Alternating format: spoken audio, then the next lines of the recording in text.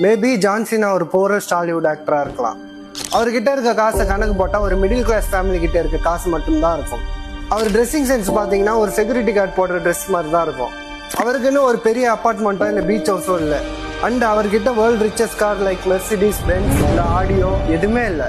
Just ஒரு $20,000 மதிப்புள்ள fort card மட்டும்தான் இருக்கு. அப்போ அவர் சம்பாதிச்ச காசுல எங்கே போச்சு? நான் சொல்கிறேன். அவர் கிட்டத்தட்ட ஒரு $2 million ஆயிரக்கணக்கான குழந்தைங்க ஆப்ரேஷனுக்கு கொடுத்துருக்காரு. நியர்லி ஒரு $1 million பிலிப்படியால இருக்க சில்ட்ரன்ஸ் ஹாஸ்பிட்டலுக்கு டொனேட் பண்ணியிருக்காரு. அண்ட் $50,000 ஃபயரில் பாதிக்கப்பட்டவங்களுக்கு கொடுத்துருக்காரு.